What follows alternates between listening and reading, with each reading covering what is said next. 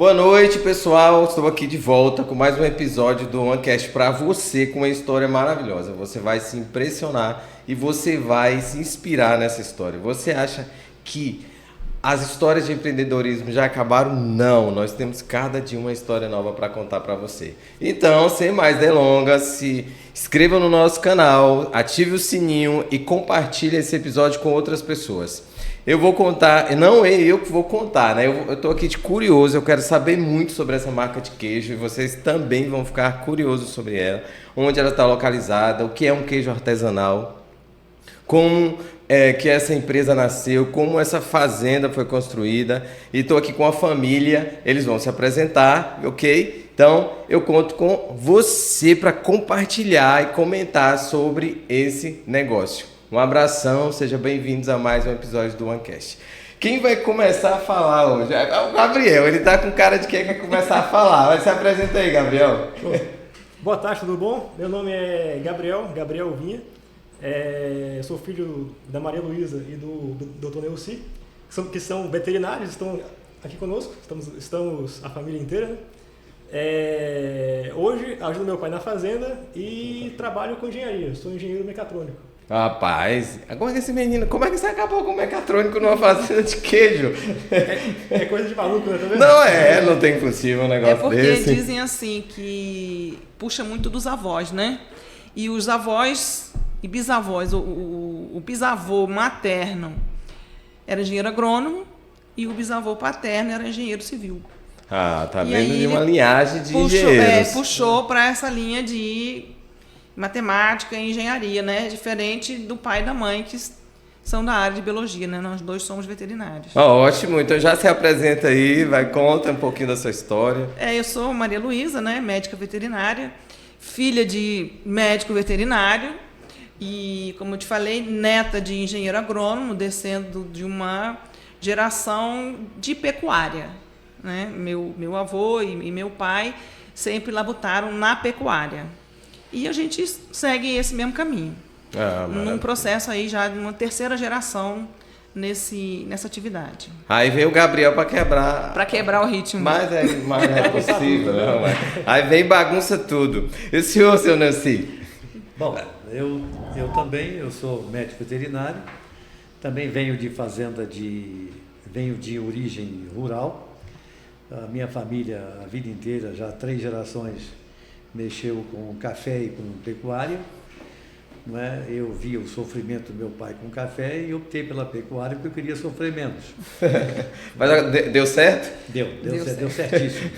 Deu certíssimo porque tanto eu quanto a Luísa, a gente vindo de fazenda de pecuária, a gente já observou entre amigos nossos e com a gente mesmo e clientes que a gente prestou muito serviço ao longo de 30, 40 anos de profissão. A gente viu todos os erros que as pessoas estavam cometendo e corrigimos muitos. Como técnicos, né? Como médico veterinário, fazendo assistência técnica veterinária. E a gente foi se aprimorando, foi crescendo nisso aí. E eu sempre digo para os meus funcionários e para os meus amigos que me visitam, em pecuária nós já cometemos todos os erros possíveis, não cometemos mais, porque nos aprendemos muito. E a fazenda tem uma história interessante porque ela começou em 1996 no Espírito Santo. Nós tínhamos 16 hectares de terra e nós compramos 2 vaquinhas pretas, uma chamava crioula e outra pretinha. Eram vacas girolandas e nós começamos a tirar um leitinho lá para fazer um queijinho para a gente consumir. Depois compramos uma outra fazenda já de 45 hectares. Naquela altura nós já implantamos o gado Nelore PO, vem da família da Luísa, já com 105 anos de história de seleção de Nelore, e tem coisas muito interessantes, muito históricas nessa família, que a primeira balança de pesar boi no Brasil foi montada nessa fazenda lá no Rio de Janeiro. E o primeiro leilão feito de Nelore pura em fazenda também foi feita nessa fazenda. Pelo meu avô, né? Pelo avô dela. Meu avô agrônomo. O avô dela era conhecido muito na pecuária nacional, chamava-se Durval Garcia de Menezes, fundador da Fazenda Indiana, não é, que teve uma repercussão importantíssima na pecuária de Nelore do Brasil nos anos 60, 70 e 80. Depois o Durval morreu, a fazenda foi dividida, depois foi vendida para uma fábrica de cerveja, e aí criou-se duas vertentes dessa fazenda indiana. Um foi a criação da Fazenda Madras, pelo pai da Luísa, que foi fundada inicialmente no Rio de Janeiro. Depois, lamentavelmente, o pai da Luísa, que era muito meu amigo, ele faleceu num acidente de automóvel, e a família decidiu vender a fazenda e levar o gado para o Mato Grosso. E nós, alguns anos depois, pegamos uma parte desse gado que era da família e fundamos a Fazenda Madras VS. VS vinha do meu sobrenome e Sete do sobrenome dela. Desses 45 hectares, que foi a segunda fazenda que nós compramos, nós começamos a crescer muito e naquela altura nós começamos uma produção de leite. Porque o que aconteceu? No início, quando a Luísa começou a produzir queijo, as pessoas iam lá em casa nos visitar e provavam o queijo e se encantavam com o sabor do queijo. Aí nós decidimos montar uma queijaria, não é? E essa queijaria ficou bastante conhecida no Espírito Santo, e o Espírito Santo ficou um lugar muito pequeno para a gente, e a gente decidiu expandir para uma área maior. E aí chegamos nesse paraíso que chama-se Oeste da Bahia.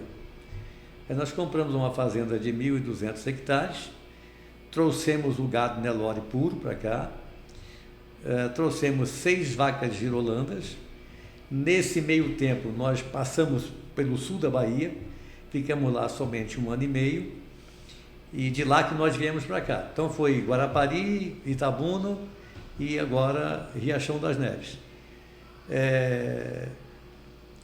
Aqui nós ficamos durante muitos anos produzindo leite, entregando para laticínio, aquelas coisas tradicionais da pecuária leiteira. Até que um belo dia, de novo a história se repetiu, começamos a produzir um queijinho para nós, amigos nos visitar, iam lá almoçar conosco, jantar conosco, provavam o queijo, aí conhecemos donos de padaria, donos de hotéis, e quando esse queijo começou a circular entre as pessoas que nos conheciam, nós então pensamos em expandir esse mercado. E começamos a colocar esse queijo nos hotéis de Barreira, nas padarias de Barreiras. Então, hoje, a Fazenda Madras VS, ela tem 3 vertentes de pecuária.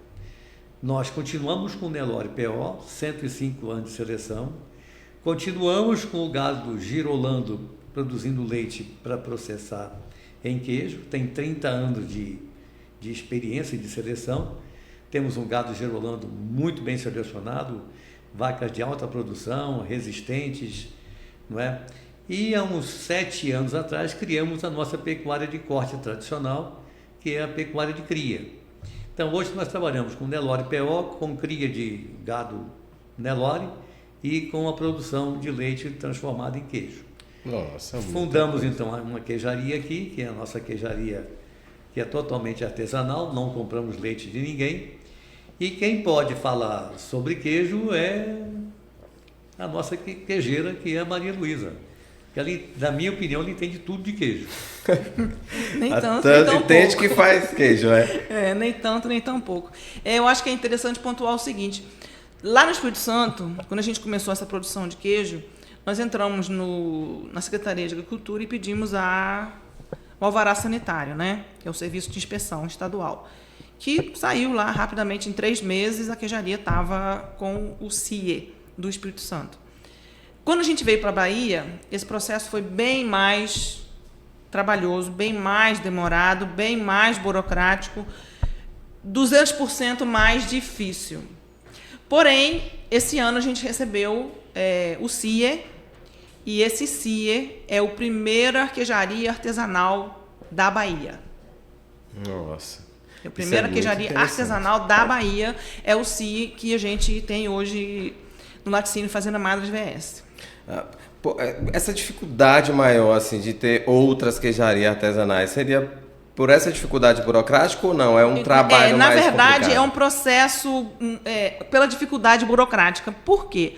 Toda legislação de RISPOA, que é o Regulamento de Industrialização e Inspeção de Produtos de Origem Animal, ele se baseia em grandes indústrias. E o processo artesanal, ele é muito peculiar, ele é muito pequeno, entendeu? E não existe uma legislação 100% que se adaptou e focou no processo artesanal, que é o beneficiamento da agroindústria familiar. De uns anos para cá, isso tem melhorado muito, né? No governo Bolsonaro, a ministra Tereza Cristina lançou o selo Arte, mas o selo Arte ele pressupõe uma inspeção regional, e essa inspeção regional ela não tem a legislação específica. No caso da Bahia, o ano passado, se não me engano, o ano retrasado, até o deputado Eduardo Salles, ele lançou uma lei para o beneficiamento da pequena indústria familiar. Mas, ainda assim, ela não atende 100% o artesanal. E agora eu estou batendo num outro problema, né? Porque essa legislação que existe hoje, que consegui, né, atingir o CIE, ela se refere a estabelecimento, estrutura física do estabelecimento. Quando a gente vai agora para a etapa de rótulo, existe toda uma legislação baseada lá na grande indústria, que não está adaptada para o pequeno produtor, para o produto artesanal. Entendeu? Então, de novo, a gente fica ali batendo cabeça, contornando dificuldade, tentando fazer o ajuste necessário para que o produto tenha o selo de sanidade, né? Que é a coisa mais importante que o produtor se preocupa, é de que esse produto seja um produto saudável. Porém, a legislação não abrange, não tem essa visão e não tem essa especificidade no texto da lei, né? Então, daí é que vem a dificuldade. Nossa. Quando você vai me falando assim, eu consigo perceber que realmente é algo impeditivo, né? Você impede... É algo impeditivo, porque, por exemplo, muito, um rótulo, né? você ter uma ideia, um rótulo, ele tem normas do INPI, ele tem normas da Anvisa, ele tem normas dos próprios órgãos de fiscalização sanitária. É um negócio muito abrangente, digamos assim, para uma estrutura muito pequena. Sim. Né? Até em termos de amostragem, a amostragem que é prevista, né, nos regulamentos são amostragens de partidas grandes, né? De às vezes 2, 3, 4, 10 partidas num dia, que não é o caso da produção artesanal. E a produção artesanal, a gente tem visto que ela tem crescido muito, né?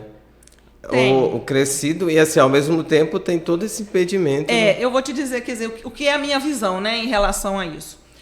Todo o setor alimentício, ele passou por um processo de industrialização, que é muito importante, né, porque é onde produz o volume de alimento necessário para atender o crescimento da população. Porém, para você botar um produto na prateleira e ele ter longa vida, ele precisa de uma série de aditivos químicos para manter esse produto por um longo período. Sim. Né? Porque a produção da indústria é em larga escala. E hoje é muito crescente o produto mais natural, um produto mais saudável, né? Sem essa adição química.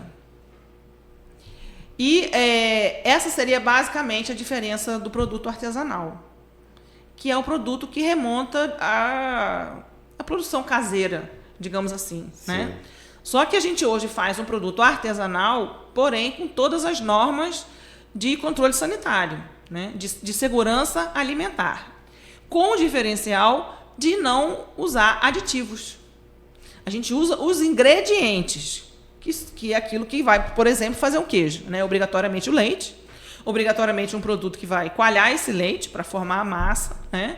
E o uso ou não de um fermento que vai diferenciar os sabores do queijo, mas a gente não usa aditivos, que são conservantes, entendeu? Edulcorantes, estabilizantes, controladores de crescimento de mofo. Essas coisas a gente não usa na produção artesanal. Essa seria uma das diferenças do queijo artesanal para o queijo industrial. Né? Então, o único risco desse produto, já que ele não tem esses produtos para controlar, seria um crescimento bacteriano, um crescimento fúngico. Para isso, a gente tem todo um controle na produção, que a gente chama de boas práticas na obtenção do leite e boas práticas na produção dentro da queijaria. Da queijaria. Tá, como o senhor se falou, todo o leite que vocês... Todo o leite nosso é que produz... é processado dentro da fazenda. Dentro da gente fazenda. Não tem captação por indústria. Por indústria, nem em fazendas do lado, assim. Também não pego não. leite de terceiros. Eu só uso leite nosso, porque é um leite que eu acompanho praticamente diariamente a produção dele, né? Com todo o controle de higiene. E eu sei o que as vacas estão comendo, que também influencia muito, que é uma outra característica. É isso que eu já ia perguntar. Influencia no sabor? Que influencia, porque é outra característica do queijo artesanal é isso. Quando você, por exemplo, uma indústria, né, ela pega 10 mil litros num município, 20 mil litros no outro, ela viaja 300, 600 quilômetros para pegar leite em outro. Quando ela mistura isso tudo, isso vira uma massa simples. Você não consegue identificar nesse leite uma característica regional que tem no leite, que tem no café, que tem no vinho, entendeu? Todo produto que vem da terra, ele traz consigo aquilo que a terra oferece, tanto em termos de nutrientes do solo, como em termos de umidade do ar, temperatura. Tudo isso influencia na fruta, né, na produção animal. E aí o produto artesanal, ele tem que caracterizar aquela região. Então, eu só uso o leite que é feito na nossa fazenda. Todo o leite que eu processo, ele é feito na Fazenda Madras, sob o controle veterinário da Fazenda Madras. Ah, isso é muito interessante, porque é algo que eu não sabia, tá? Eu não entendo de queijo, então realmente é muito fácil de compreender, porque eu não entendo muita coisa.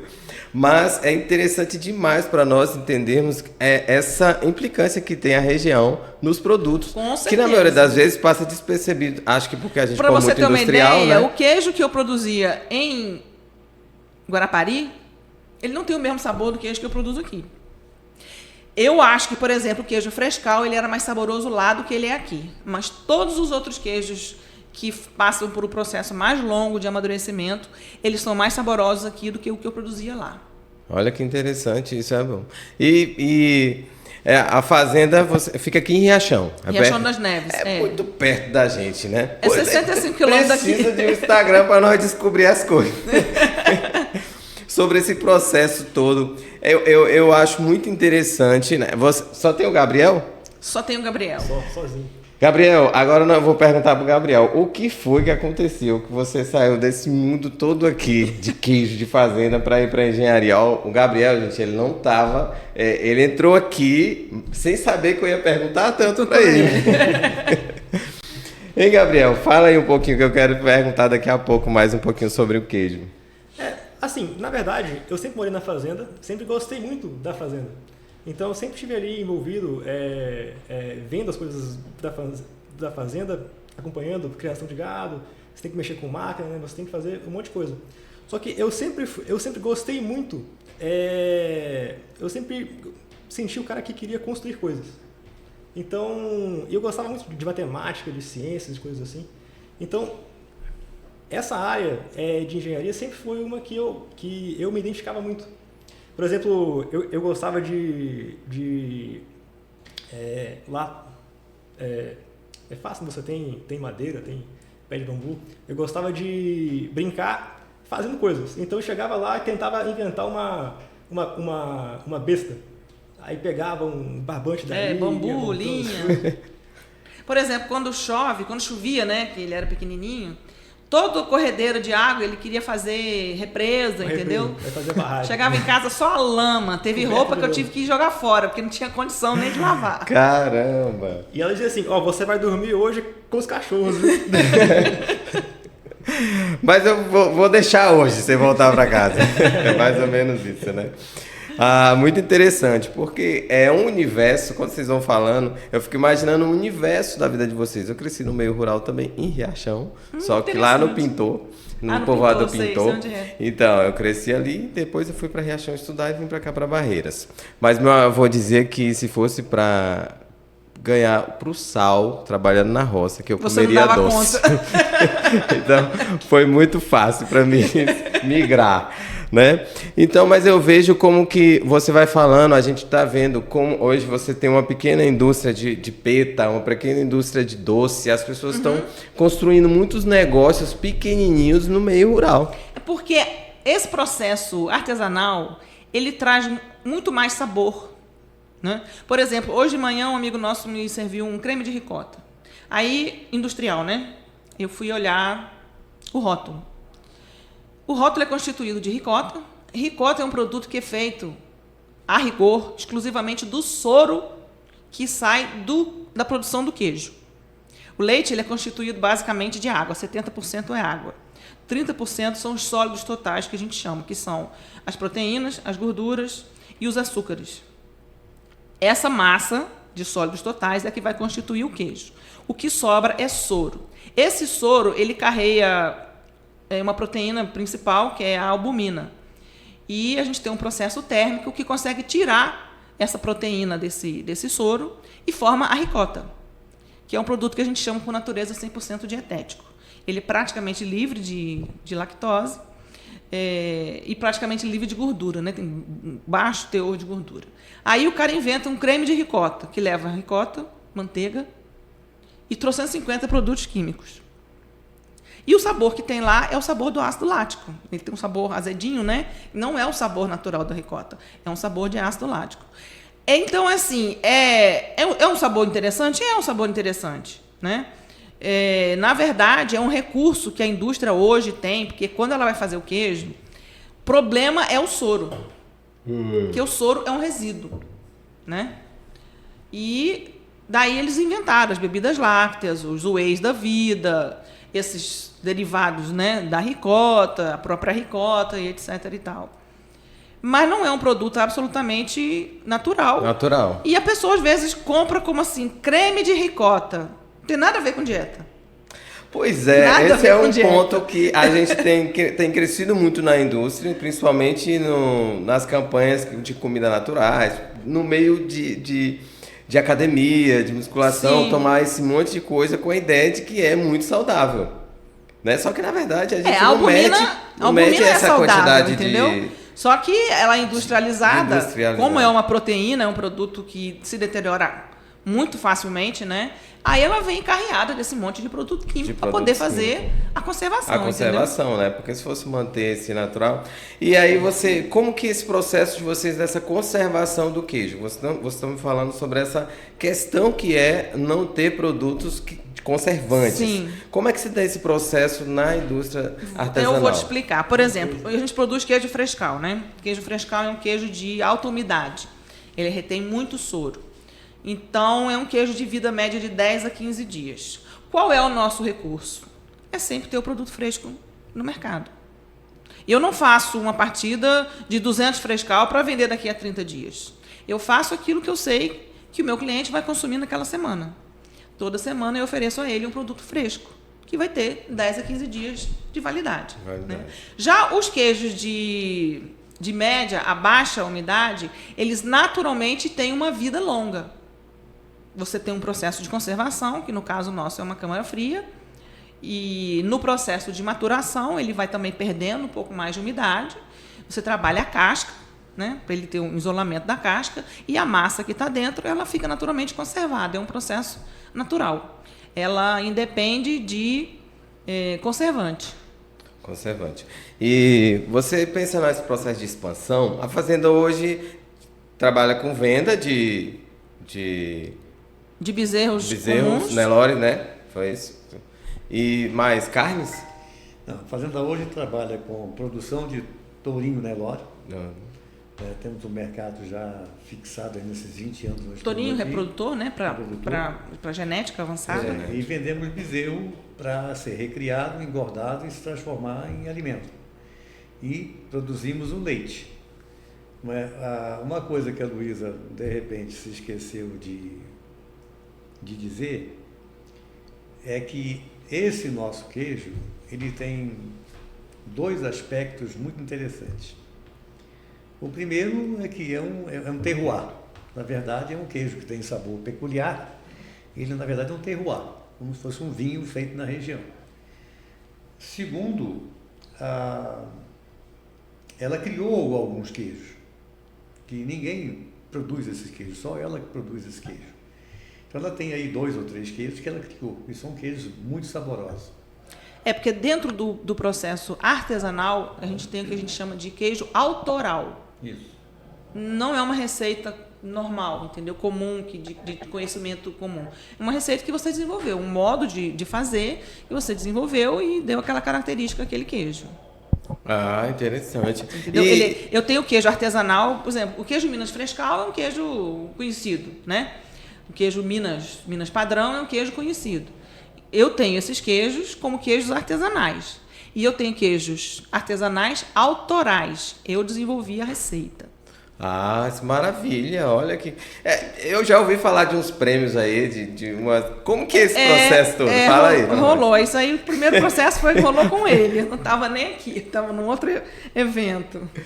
Em 2022, a gente, na verdade, Fica mais perto do microfone. a gente produz queijo porque a gente gosta de... A Luísa gosta de produzir queijo e todos nós adoramos comer queijo. É muito gratificante quando uma pessoa come e gosta, né? É um negócio que dá prazer a gente. Eu, por exemplo, eu como queijo todo dia. Infalivelmente, todo dia eu como queijo. E também não podia ser diferente.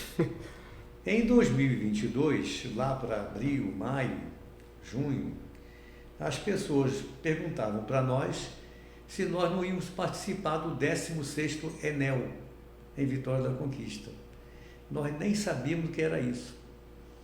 O Enel é uma organização do Nordeste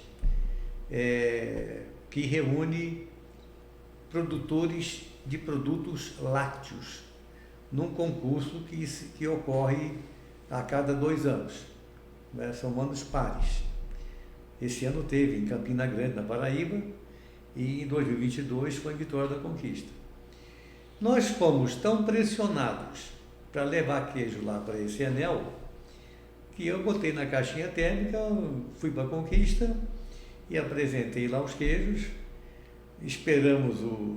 Foi um evento muito interessante, tinha 200 queijos diferentes, produtos diferentes, entre queijo e deixa eu fazer uma parte. Na verdade, esse processo aí tem muita participação do Sebrae. Né? A gente teve suporte do Sebrae, por exemplo, a nossa etiqueta hoje do queijo, né? Como entidade artesanal, também foi um financiamento do Sebrae. E a participação nesse evento foi uma solicitação do Sebrae, entendeu? E aí, em contrapartida da parceria, né? Eu falei, tá, tudo bem, a gente dá um jeito de mandar, né? E aí ele foi com um amigo nosso, que eu estava em outro evento, não podia ir para não ir sozinho, ele foi com um amigo nosso. E aí, no final do evento, os nossos 3 queijos que nós levamos foram premiados. 2 com medalha de bronze e 1 com medalha de super ouro. Não, foi um bronze, um ouro e um super ouro. Foi um bronze, um super ouro? Então, estou enganado. Então, é isso aí. Foi um bronze, um ouro e um super ouro. Esse super ouro, ele foi apresentado no concurso como queijo parmesão.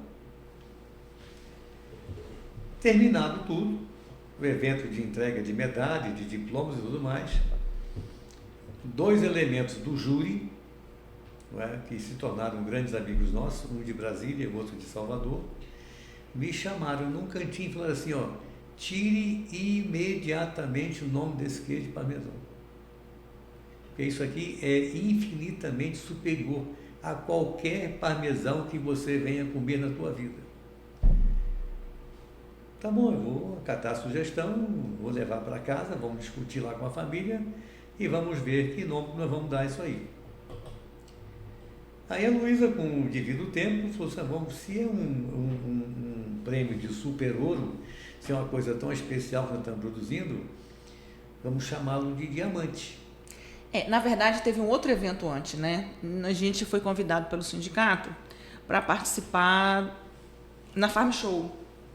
O sindicato tem lá um painel todo ano de riquezas do oeste da Bahia, que são várias fontes, né, de produtores de leite, de mel, de banana, de tudo, né? E aí, num desses eventos, eu levei um queijo autoral, que eu ainda não tinha dado o nome. E eu falei, agora tá aí para vocês provam como e me sugiram o nome, entendeu? E na época o presidente, Davi Schmidt, ele comeu o queijo e falou assim, mas isso aqui é a pérola do Oeste. E aí eu botei o nome de pérola nesse queijo. Quando veio essa solicitação, né, da Sertão Brás, que é uma associação de queijos artesanais do Brasil, e dos júris, né, do corpo de jurado, que eu modificasse o nome do queijo, porque era um queijo peculiar, aí eu falei, então eu vou ficar nessa linha de pedras preciosas, entendeu? Já que eu já tinha botado pérola, né? Aí foi diamante e uma série, até um outro queijo que ganhou prêmio lá também, que ganhou como serrano, ele hoje se chama Granada, que é uma outra pedra preciosa, né? Ah, olha que legal. E o outro prêmio foi aonde? O outro prêmio foi o Mundial de Queijo. A história se repetiu.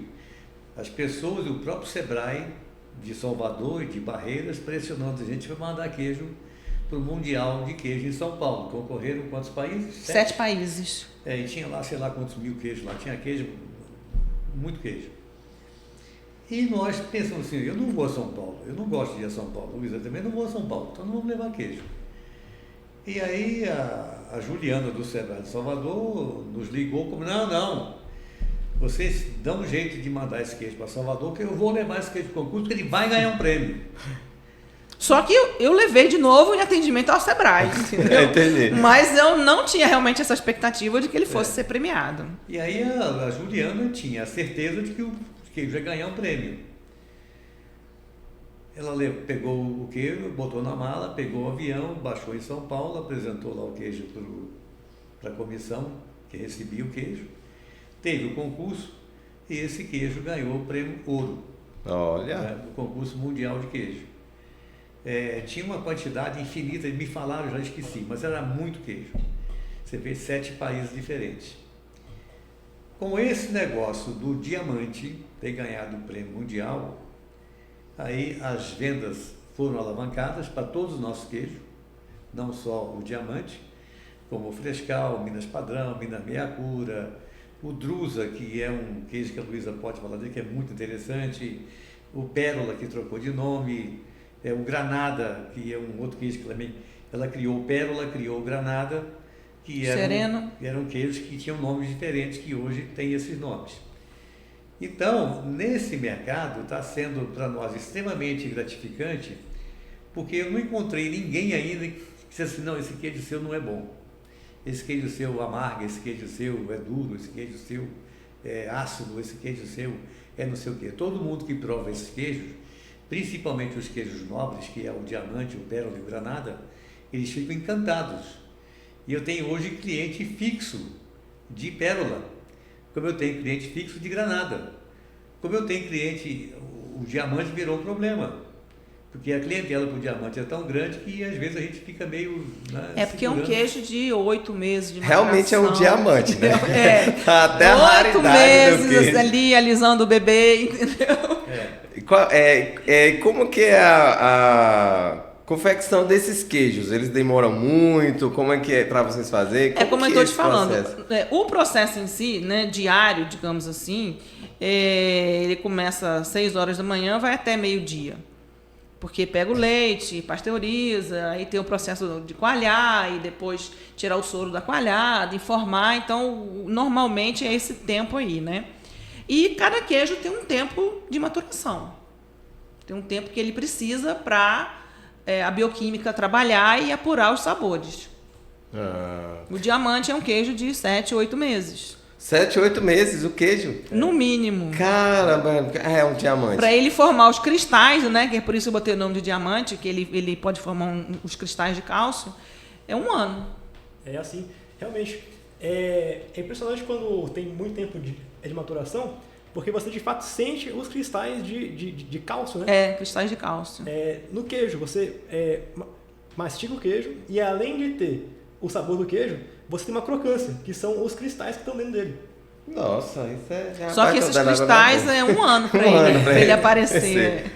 Olha que coisa interessante. Porque a gente não imagina quando a gente vai falando.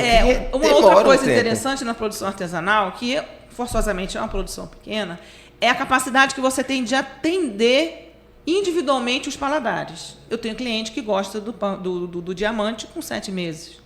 Já eu tenho cliente que gosta dele com os cristais. entendeu? Como o coalho, por exemplo, que é um queijo, digamos assim, relativamente comum, né? Eu tenho cliente que gosta dele fresquinho, de 3 dias, e eu tenho cliente que gosta dele mais maduro, de 10 dias, 15 dias. Olha. E a gente consegue atender o paladar individual do cliente. Ah, isso é muito interessante. Agora é um problema porque que é de 1 ano, que é de 7, né? Porque o de 7 vai ficar dizendo assim, não, mas o de 7 está ótimo para mim. Exatamente. Em função desse crescimento que tivemos no queijo, nesses últimos 2 anos, esse ano a gente decidiu profissionalizar mais ainda toda a operação leiteira nossa. Então, nós inauguramos agora em outubro, provavelmente, eu não sei, mas provavelmente o primeiro composto barn do oeste da Bahia, que é um tipo de estabulação onde as vacas ficam na sombra, com temperatura adequada, com conforto adequado, com uma cama para deitar, porque o pressuposto é que ela chega lá, vai lá no coxo, come, enche a barriga e deita e vai ruminar, não é? E vai produzir leite, né? E com todo o conforto, nós treinamos o nosso pessoal, a gente não pega a gente que chega lá, tá aí, você faz o trabalho aí, pronto, não é assim. Quando chega gente nova para o curral de leite, a Luísa principalmente, ela perde 1 semana, 2 semanas acompanhando todo o processo de ordenha, ensinando todo o processo de ordenha. Todo o processo de higiene, entendeu? No manuseio da vaca, no manuseio dos equipamentos, né? No controle da cloração da água. A água que a gente usa é clorada para ordenha, né? Para ordenha. Assim como na queijaria. E o que determina um produto de boa qualidade é a matéria-prima de boa qualidade. De boa qualidade. Então, o nosso leite ele é tirado de uma forma muito higiênica, de forma que ele demora se você largar em cima da pia, ele demora a azedar, porque a contagem bacteriana desse leite é muito baixa, dado todo o processo de higiene. Eu vou te dar um exemplo. A gente agora está fazendo parte de um projeto lá na UFBA, que eles estão caracterizando queijos artesanais da Bahia, né? E aí, aqui no oeste da Bahia, o nosso foi o escolhido para mandar as amostras para fazer as análises. Eu recebi recentemente uma amostra, né, análise de uma amostra, aonde a norma técnica diz que ela pode ter, no máximo, 1.000 e no mínimo 200, quer dizer, é aceitável, né, entre 200 e 1.000 contágios de células bacterianas na amostra. Deu 5. Nossa. Dá para perceber realmente o controle que vocês têm, né? Só que numa escala, assim, falando em negócio, num processo de escala de negócio, vocês não dá para escalar assim um negócio, né? Dá para escalar no preço, no valor, né? Que é uma coisa que Davi sempre me falou, né, Luiz? Ele fala assim, você não consegue produzir, então bota preço que compra só quem pode. Porque vocês vão ter uma quantidade tão limitada que a escala dele vai ser em valor e não em quantidade, né? O problema da escala é você justamente perder essa qualidade. Perde. Né? E é uma coisa que a gente não tem em mente. Eu, pelo menos, não tenho em mente. Eu tenho em mente de manter aquele produto que eu faço. Eu não quero ganhar mais dinheiro com ele e não ter esse produto que eu faço hoje. Se nós olhássemos com um olhar bem descalável, assim, as suas receitas, elas poderiam ser multiplicadas, trabalhadas por outras pessoas, ou você não vê essa possibilidade? Mesmo que o queijo, ele com certeza perderia um pouco, né? Você fala assim, não, vamos repetir isso aqui no processo de produção. Ainda assim vai ter uma perda muito grande. Ainda assim vai ter uma perda. E também de valor, né? Consequente, automaticamente o mercado vai desinteressar, né? Porque não é aquele produto diferencial, né? O cara tem que comer um queijo no Natal, tem que esperar o próximo Natal. Já Exatamente. Tem que deixar reservado. Com certeza, já tem que escalar e dizer assim, olha aqui, o próximo queijo se reserva para mim no próximo Natal. A gente tem ideia de crescer um pouco na produção de queijo, mas dentro de um limite. De um limite. Porque se eu amanhã produzir, digamos, 3.000, 5.000 litros de leite para processar por dia, aí eu viro indústria. Vou fazer mais o mesmo queijo. Eu já viro indústria. 200 litros, 250 litros, 300 litros, você consegue manter a qualidade. Agora, acima disso, fica muito difícil. Qual é a média de produção de queijos que vocês fazem mensal? Eu trabalho hoje na faixa de 100 litros dia, né? vamos botar uma média aí de 1 quilo para 10 litros de leite, né? 10 quilos por dia. 10 quilos por dia. Hoje. Mas a gente está estruturando para passar para 20. E aí também deverá ficar por aí, 20, 25. Porque ele tem até o processo de produção, né? Ele é limitado, o processo de produção. Ele é manual, né? Manual. Ele é manual. Isso é. Mas é muito interessante saber esse processo, saber quais os tipos de queijo, todos os tipos de queijo que você tem lá. Hoje a gente produz de rotina, assim, obrigatoriamente toda semana, que tem até uma clientela certa, que é o frescal, né? Aquele queijinho branco, macio, bem de sora, é um queijo de alta umidade, como eu te falei. Esse que a gente sempre fornece semanalmente, ele fresco, não é um queijo que eu vou fazer em estoque, né? Eu sempre forneço. Se eu tenho pedido de 10, eu produzo 10. Se eu tenho pedido de 100, eu produzo 100. É para atender o mercado semanal. E aí a gente faz o queijo coalho, que é um queijo que aumentou muito o consumo também. Faço o Minas padrão, o Minas meia cura, que são, digamos assim, os queijos comuns, né, de consumo geral. E aí vem os queijos autorais de maturação, né, mais demorada. A gente tem o diamante, tem o pérola, que também é 1 ano, 1 ano e meio. Hoje eu tenho ele lá na prateleira para entregar e eu não tenho. O granada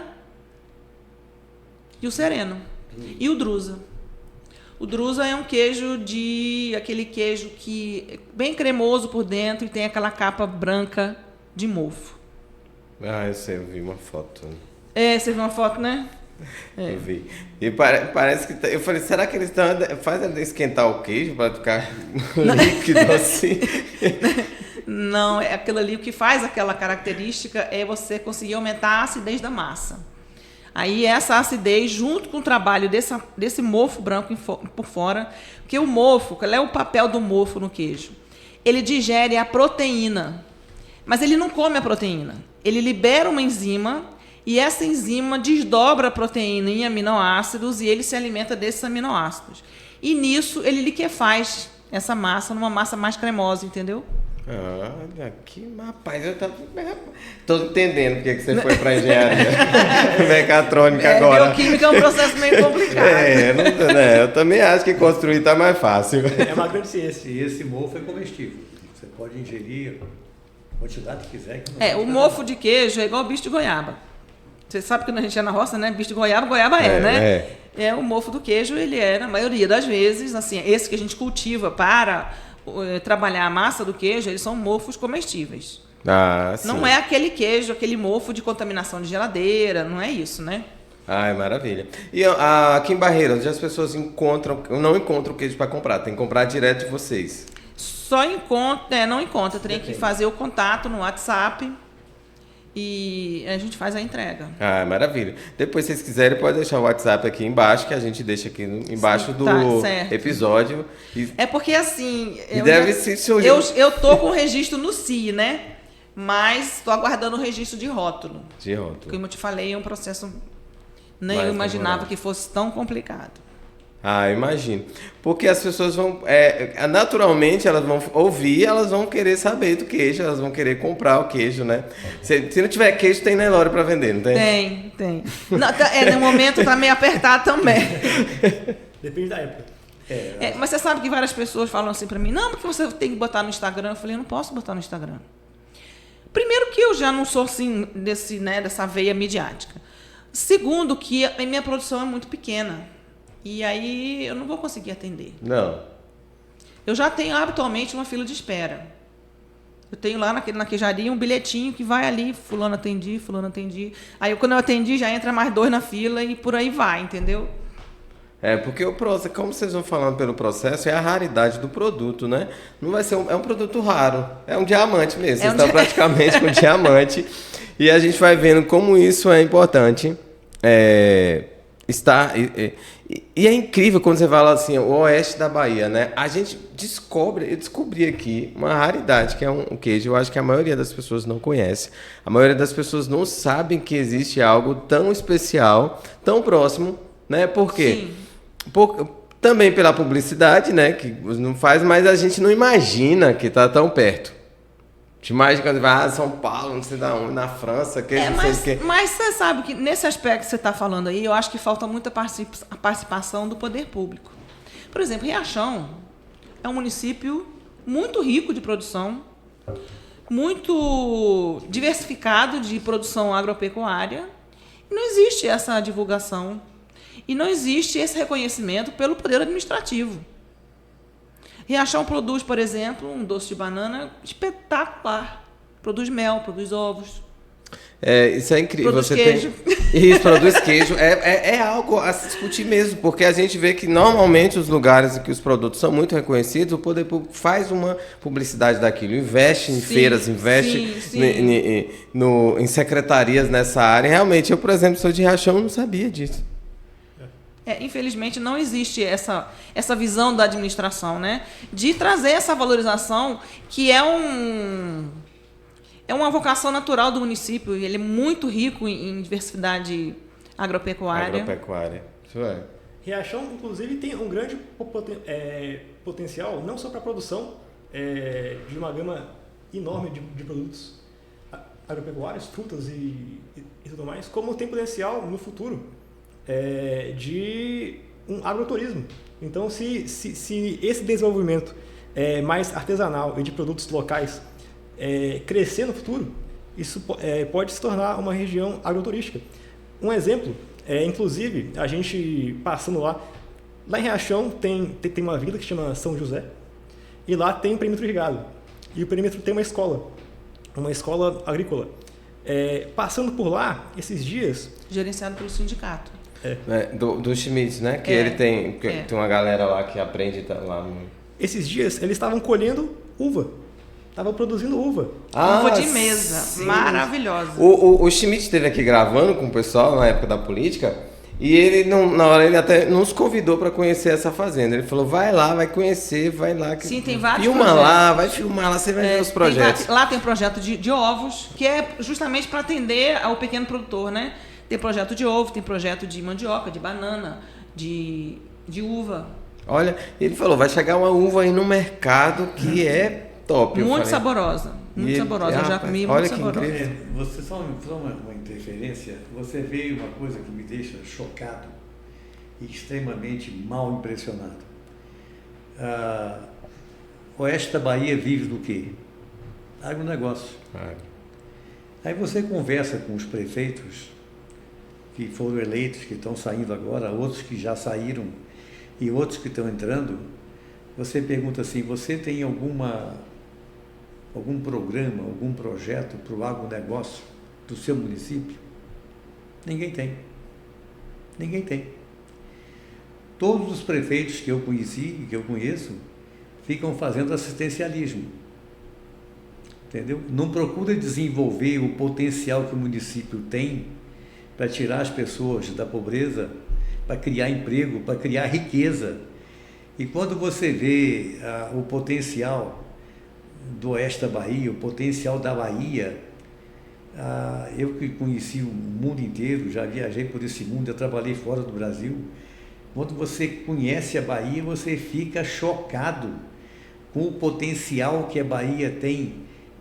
Eu sempre digo para os baianos, vocês eram para ser o estado mais rico da nação, dada a diversidade que aqui tem para se ganhar dinheiro, para se produzir coisas. É como se tudo que se plantasse, dá, né? Tudo que se planta...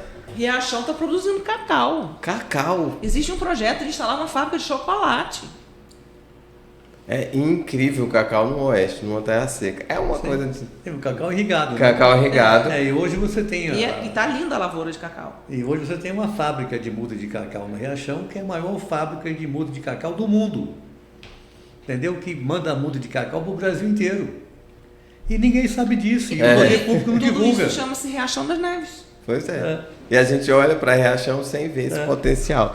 Realmente, nós precisamos de muita investimento e preocupação do poder público para que esses pequenos lugares se tornem grandes, né? Porque as pessoas vão conseguir se manter, né? Que esses negócios, que esse empreendedorismo encontrem um ambiente de proliferar. Isso é verdade. Essa ideia, vocês já produziam queijo, né? Mas vocês imaginavam essa procura por esse queijo, assim, nessa forma? Ou vocês assim, não, nossa, eu tenho um ótimo queijo, mas... Na verdade, quando a gente tinha essa fábrica lá em Guarapari, eu já tinha um pouco desse problema. Por exemplo, tinha um hotel que a gente fornecia lá em Guarapari, chamava-se Hotel Gaeta. Um hotel muito famoso, que os mineiros baixam lá de ferver, né? Um belo dia o dono me liga. Doutora, esse queijo seu é um problema. Aí eu pensei, meu Deus do céu, o que deu de problema no queijo, né? Ele falou assim, é porque o cara senta e se não tiver o queijo, ele diz que ele vai levantar e vai embora. Me traga imediatamente o queijo. E falou, tudo bem, vou providenciar. Então, assim, na verdade, esse apelo, né, de agradar, o nosso queijo sempre teve. Teve uma vez que eu fiz uma mussarela, a pessoa pediu, é um queijo que eu não faço de rotina, porque é muito trabalho, né? Demanda 2 dias para fazer a mussarela legítima, na receita italiana. Mas o cliente pediu, eu fiz uma receita para ele. E aí, passado uns 20 dias, ele pediu de novo. E eu fiz e botei na caixa para entregar, e geralmente quem faz a entrega é ele, no meio do caminho ele vendeu para outro. O que essa pessoa ligou xingando, que tô com esta bosta que eu comprei aqui no mercado porque você não entregou meu queijo. Eu falei, ai meu Deus do céu. Eu falei, Neuci, você entregou o queijo de Getúlio? Ué, não sabia, entreguei para fulano, pediu, eu dei. Então, graças a Deus, essa qualidade sempre teve, né? Mas é como eu te falei, mudou um pouquinho o terroir, né? O sabor do queijo, e aqui eu desenvolvi outras receitas diferentes do que eu tinha em Guarapari. Em Guarapari. Olha que coisa. Rapaz, que história legal, velho. Você sabe que Guarapari é praia do mineiro, né? E fica lotado na época de férias, feriados e etc. Tinha um outro hotel lá na Praia do Morro, que era assim, chegava feriado, tinha que entregar 100, 150 peças.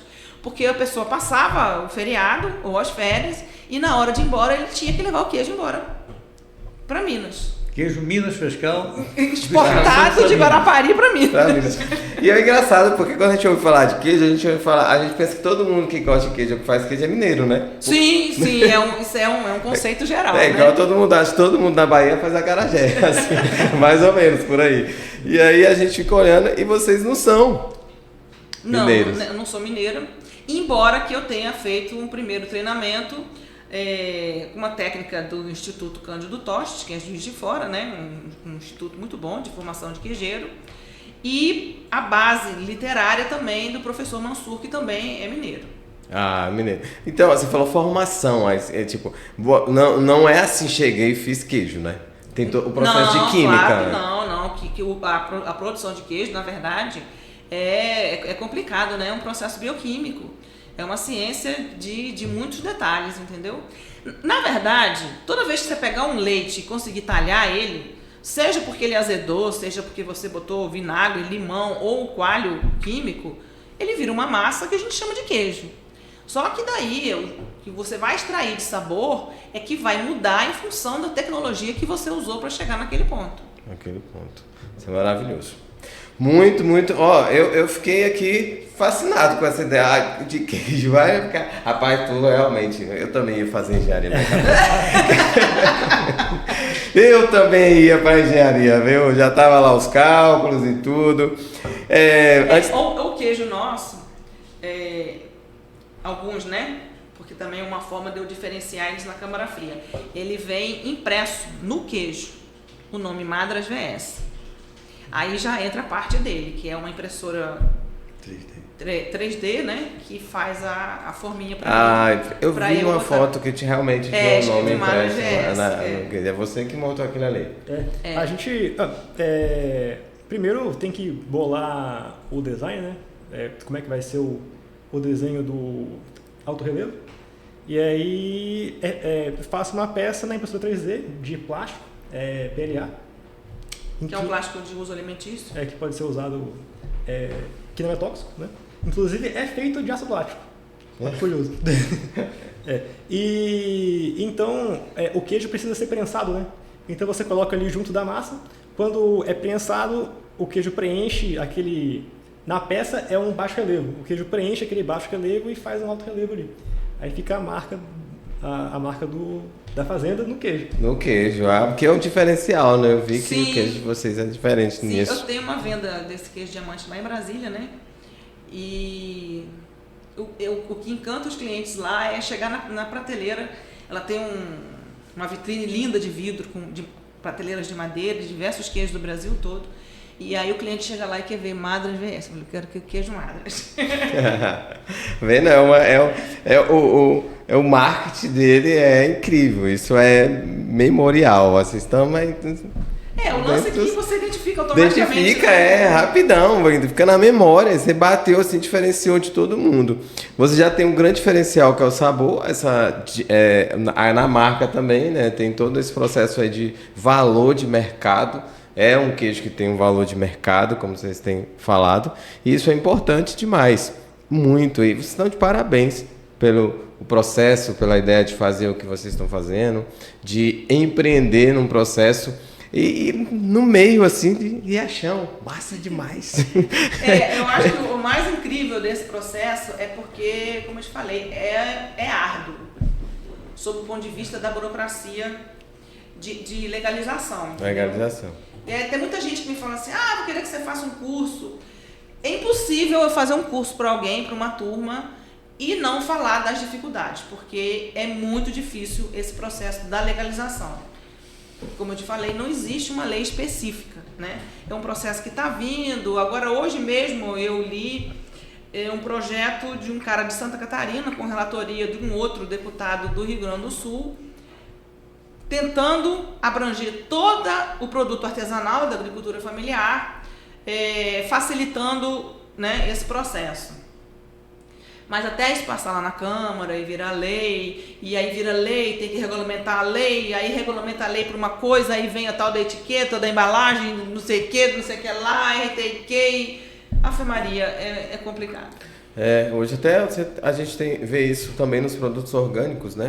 Na verduras, legumes, a dificuldade que eles têm. São mais de 200 itens para ser considerado orgânico, é muito difícil. Sendo que é um pedido, as pessoas estão pedindo para que tenham esses produtos, né? Uhum. E essa dificuldade tão grande que então os pequenos produtores falam que é orgânico, mas não tem o selo. Porque não tem o selo. A tendência mundial é as pessoas consumirem esse tipo de alimento. Tá? O alimento artesanal, um alimento sem aditivos químicos nenhum.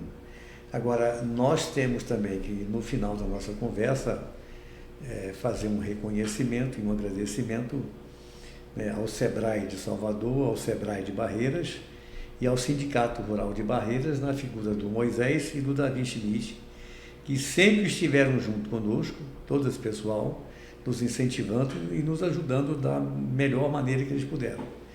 Então, grande parte desse sucesso hoje que esse nosso queijo tem, se deve a esses dois SEBRAEs, a esses dois irmãos. Isso tanto é que quando saiu, né, o CIA, e eu fui receber ele lá na Farm Show, o Moisés estava lá e falou assim, não, peraí, que dessa foto eu quero participar.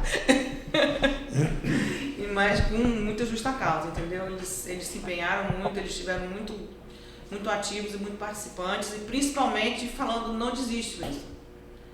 Não desiste. Eles querem que faz assim, você faz assim. Eu digo, eu sou meio cabeçuda, vou obedecer ordem.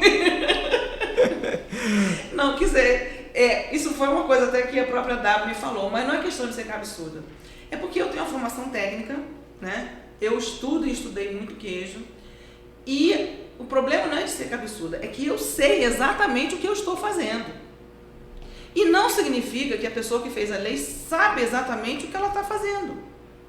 Sim. Né? Inclusive, a gente teve um atendimento pelo sindicato que o rapaz, um colega nosso, veterinário também, falou assim, mas doutora, é lei. Eu olhei para ele e falei assim, mas não é lei de Deus, filho. Não foi lei de Deus que está escrito isso aí. Foi alguém que sentou lá na cadeira, que não tem experiência, e escreveu. Não significa que seja a lei correta. Porque e não aí, abrange. essa que é a minha dificuldade em ter que adotar uma metodologia ou uma medida que não significa que vai trazer benefício na minha produção. E principalmente leis feitas por gente que nunca fez um queijo na vida. Isso na verdade, a gente tem muito, a lei muito nesse processo, né, que você tem algo que quer abranger toda uma categoria de lugares diferentes, inclusive no mesma forma, no mesmo padrão, que realmente é uma dificuldade muito grande. E nós estamos chegando ao final do nosso podcast, nossas histórias aqui. E foi fantástico conversar com vocês, mas vocês têm um tempo, se vocês quiserem falar algo que nós não falamos ainda, vocês podem falar. E o que a gente tem é desejar sucesso para vocês, desejar que essa marca seja reconhecida, como já é e muito mais, mundialmente e tal. E que o queijo de vocês e os produtos da Fazenda Madras sejam cada vez melhores e mais procurados. No que depender de nós, pode ter certeza que nós manteremos sempre o controle de qualidade. Ah, isso aí. Tanto no gado, Nelore, quanto no gado de leite. Ah, maravilha. E você, quer falar alguma coisa? Ah, sim. Já botei pressão em cima de você, hein, Gabriel? A gente agradece muito o convite para vir aqui, inclusive. E eu gostaria, na verdade, de fazer uma reflexão. Muitas vezes a gente fala no nome artesanal, mas não pega muito bem da essência do que é aquilo. Para a gente comparar algo artesanal com algo mecanizado ou industrial. O artesanal, ele pelo próprio nome já fala, artesanal vem de fazer com as mãos. Mas não é só fazer com as mãos. Inclusive, quando você pensa do modo filosófico, como os gregos usavam o termo, é uma arte de fato. Artesanal significa você fazer uma arte. E o que seria uma arte? Você não só cria alguma coisa, você cria alguma coisa, mas colocando algo de si ali. Então você se dedica ao máximo, porque você não só cria um objeto, você bota parte da sua essência, da sua alma naquele objeto. A gente faz com a mão, mas a mão é uma ferramenta, né? Na verdade, a gente está fazendo com a cabeça e com o coração. Então passa a ser mais do que só um objeto, só um queijo, um artesanato. Não é só ali uma decoração. Não é? Então ali tem todo um valor que transcende. Isso, é verdade. Enquanto vocês falavam sobre fazer, essa era a palavra que vinha na minha cabeça. É uma arte isso. Sim. Um processo de arte, né? E aí você inclusive vai botar esse nome aí, viu, Pedrinho? Aí no título do nosso podcast, viu? A arte de queijos. É porque você pegar, né, um litro de leite, que é um negócio líquido, e de repente aquilo vira uma massa, né? E vira um queijo com um sabor completamente diferente do leite. E sem você industrializar ele, sem colocar sabores, sem colocar essências, né? É encantador mesmo, é uma arte. Estão de parabéns. Tá, eu gostaria, para finalizar minha participação, de fazer um agradecimento à Bahia e ao povo baiano. Eu sou capixaba de nascimento, carioca de crescimento e baiano por opção. Então, nós crescemos na Bahia porque foi um estado que nos deu essa oportunidade, com um povo maravilhoso, receptivo, educado. Sempre todo mundo aqui nos tratou muito bem. Então, quero deixar aqui registrado o agradecimento da família Setivigna com a Bahia, porque foi um estado que nos abraçou e nós estamos felicíssimos de estar aqui. Eu sempre digo para as pessoas fora da Bahia que eu estou no paraíso e eu não quero sair daqui, porque a Bahia tem tudo o que eu preciso. Porque eu sou natural do Rio de Janeiro, ele é natural do Espírito Santo, né? E as pessoas falam assim, você está longe? Eu digo, longe do quê? Longe do quê?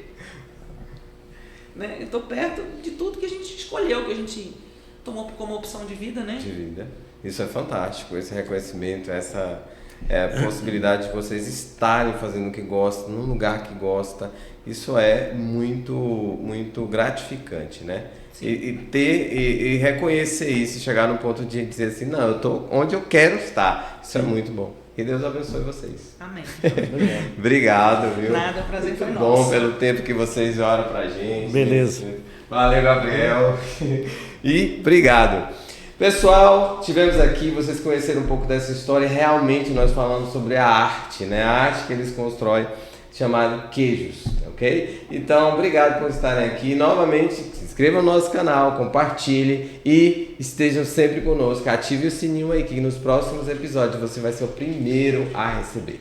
Quer falar algo? E não procure pela Fazenda Mara no Instagram, porque eu não tô com esse tempo de botar nada lá. Você, rede social por enquanto, não, mas a gente vai mandar uns conteúdos para eles colocarem lá. Mostrar o dia a dia da fazenda, já pensou? Não vai ter tempo de fazer queijo, só pode. Um abraço, gente, obrigado. Um abraço. Tchau, tchau.